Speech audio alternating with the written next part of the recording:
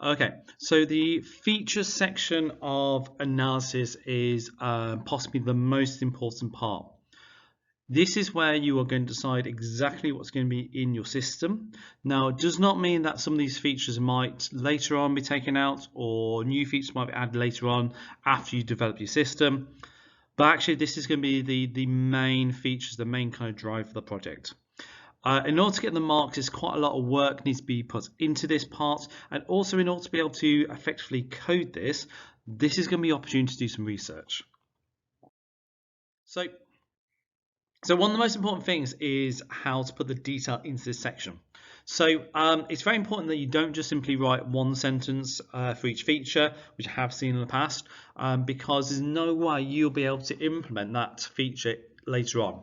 This is your opportunity to really unpick exactly how this feature works. Okay, so you need to know, why is it needed? Okay, so that's the first thing you're going to do. You're going to explain to me, what is this feature in as much detail as you can do. When we're talking about maybe like play movements in a game, you might have a feature, your player can move. Okay, brilliant. How is it going to move? Is it going to be like a platform game? You can jump and you can move left, right. Are you going to maybe skid to a hole when you stop? Is it going to be like top-down design? Well, is that going to be then rotating? Can you rotate it, or do you just move up, down, left, right? Can you move diagonally?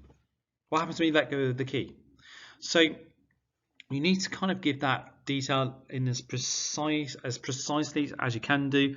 And this is also an opportunity to link back to your existing app research. So if you picked a game as one of your existing apps, and this is how you want your characters to move, okay, well, you can make comparisons, you can make those kind of similarities, can't you? So you're going to say why you need this. Now, it's really important you justify exactly why this is in your final app. Okay, you can't just simply say, I need play movement because I need play movements. Okay, so why is play movement one of the features you're focusing in on? Well, the justification is fairly straightforward, isn't it? Because without your play movements, there would be no game. But you need to justify it in order to hit the marks. Okay. It is important also that you link back to existing app research. So it might be that when you're justifying play movement, you're not just saying, well, it's got to move, so what the hell? Actually, well, it's moving in this way because, and that's why that little extra detail helps, because if I say, well, it's going to be rotating and you press forward and it speeds up, press and let go, it then slowly slows down. There's no brakes. Well, that's because one of the existing apps, that is a really, really good example of this genre. That's the way it works, and it works really smoothly. It's very playable, and then you can give reasons why you are going to move in that way.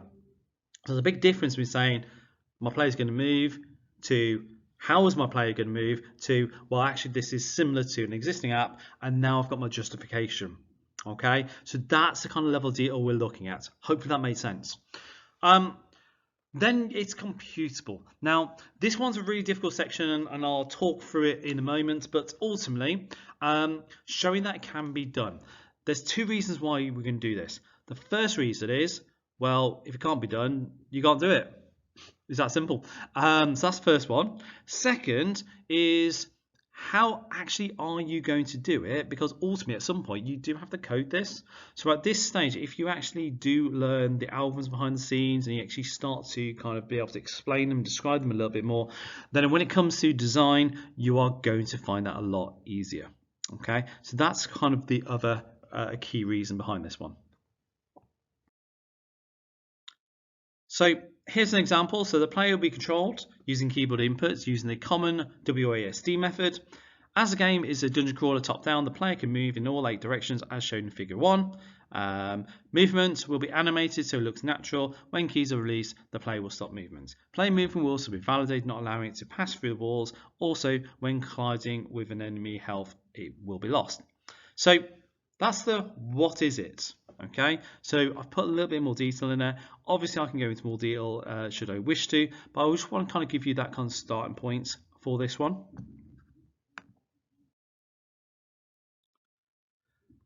Then we have the why is it needed, okay? And this is that second little step. So during existing app research, see Zelda, Link, I can link back to where I've done it in the document. The Zelda control system is smooth and responsive. Although the game being developed is not story-driven like Zelda, it does borrow from mechanics and movement and combat. In the second example from existing app research, Binding of Isaac, movement is the same. Although combat works differently, it has clearly been inspired by Zelda. As my game is a combination of these two, I felt this would make the best movement method. Okay, so what have I done? I've linked back to my existing app research. Okay, I've given a reason why I want to do it this way. So your justifications are important, and they can't just simply be well, it needs moving it. It needs to be, why is it doing it in this way? So that level of detail really helps hit that high band, and hopefully that's kind of clarified that point for you. So you need to explain what the feature is and how it's going to be used. Do be precise.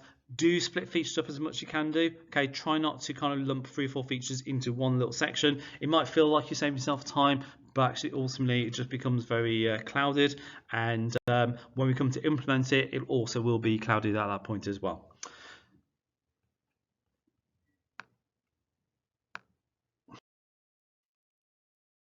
So when we say computable, we mean how can you code this? Now this is best done through code examples and algorithms and research. So you need to research, and this will allow you to formalize those marks. Okay, now at this stage you might decide to do a bit of proof of concept ideas. So you might try an algorithm out, maybe find some code on the internet, download it, tweak it a little bit, muck around with it, see how it works. That's absolutely fine. Do not at this stage write your program. Okay, when we say proof of concept, we really do mean I'm just making sure you can do it, not code the whole thing. One of the peculiarities of the MARC scheme is that it does say computational methods at this point. Okay, so it says when it says computational methods, we do study some computational methods, so divide and conquer, data mining, backtracking, visualization, performance modeling, heuristics, and pipelining. I'm fully aware we've not done that yet, but we will be. However, they're not always the ones we are going to use. Okay, so if you have no massive amounts of data in your system, well, you can't do data mining. Okay, if there's no kind of clear pipeline, there's no pipelining. Okay, heuristics is very situational as well, very useful, but not in every single system. And that's the point behind these, that they're not always going to be used. The ones that I see the most often is visualization, okay, because you tend to be able to visualize something. That's not necessarily a game where you've got graphics and brilliance. It's more a case of, I don't know, maybe you're visualizing an algorithm from A level, maybe you're visualizing a physics simulation, that kind of thing. So some of these might be related, some of them might not be. So because they aren't all relevant, okay, what we have to do is show, well, what method can I use to solve this ultimately, i.e. how can I code it? So that's that kind of computational method part. This is one of those kind of areas where some people do kind of find it's hard to kind of apply the MARC scheme, but that's kind of the spirit of it, okay, because these methods don't cover every single application out there.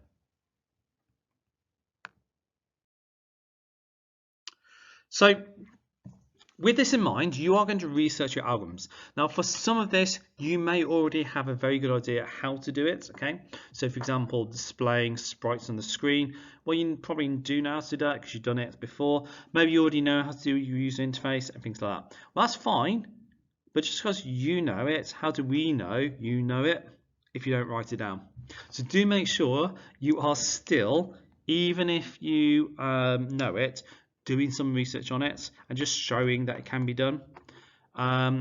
If there's an algorithm that you really don't know how to do, and there should be at least 1 or 2, then obviously that's where you're going to do the bulk of your research. So when we are showing that this can be computable, okay, we want to use some of the following. Okay, example code is probably the easiest way to do this. So showing how it can work, maybe finding code examples off the internet. If you do that, okay, and it's absolutely fine to find code examples off the internet, please don't find whole systems. Okay, so for example, I'm making a Pac-Man clone, so I find Pac-Man. Okay, well, here's my product. No, that's not how it works. So you want to be looking at that feature only. Find code that does it, and it is good to at this stage maybe to play around with it a little bit and explain the code. Okay, don't just shove the code in and say here it can be done, but actually explain what the code is doing. Okay, show that you understand it, and that helps us understand that you know it's computable as well. You might decide to knock up a simple proof of concept prototype. Okay, do not do tons of code at this point, because obviously if you go too far down it, then you start to lose marks later on. And when I say you lose marks, I mean you lose your implementation marks completely. Please don't. Also, there's a good chance you can lose your design marks as well, because if you've coded something without designing it, I've not taken that iterative approach, and you've not done the modular, taken a modular approach as well, then that's 30 odd marks you've lost. Then if you've not tested it properly because you just coded it, well, you lost the testing marks as well. That's another 10 marks. So you're looking at 40 out of 70 marks easily lost if you jump the gun on this one. So please don't. What you need to do is follow the process. Okay, this coursework is very process driven. You can do a small prototype, but not too much. If you found an algorithm and you know this algorithm is going to work for you, or maybe I've suggested an algorithm to you, which I know I have done for a few of you, research that algorithm, and most importantly, write out how it works. Okay, understand it. Okay, the biggest mistake I see people make is they Google, how can I do midpoint displacement? They find a website, shove it in there, here is my research, amazing. And then when it comes to coding it, they can't, because they have no idea. When it comes to writing out the algorithm, they don't know, because they don't know how it works, so they can't write the pseudocode for it. So again, they just lose marks. So you must, when you find these algorithms on the internet, read them, research them, work out how they work. If need be, ask for help, okay, because that's absolutely okay, but you must understand them. It might be that some of your features can be done through APIs, and that's very common. So for example, one year I've had a student who was doing kind of a kind of maths kind of quiz, and part of it was displaying graphs. Well, matplotlib displays graphs for you. So she made use of that as part of her project. So that is okay. The only caveat to that one is if your project is pretty much using a library to do absolutely everything, and there's no complexity because the library does all the complex stuff for you, that it's not going to get high marks in implementation, and you're probably going to lose marks on other sections as well. Okay, so libraries are absolutely fine. You can use them, just don't over rely on them.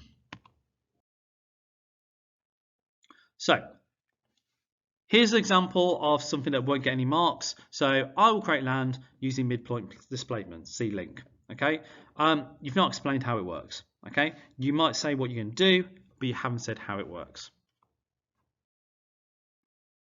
So splitting the bands up. For band 1, you just list out the features to include in the system and explain how they can be solved computationally. So that's just like basic kind of, this is how it could be coded.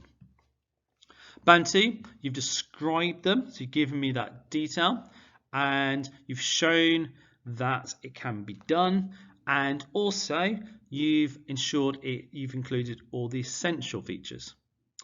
Band 3, showing how things can be implemented and describing how they all work, and then justifying why they've included for band 4, and also explaining those algorithms in a bit more detail to be really clear about exactly how they are going to do what they're supposed to do.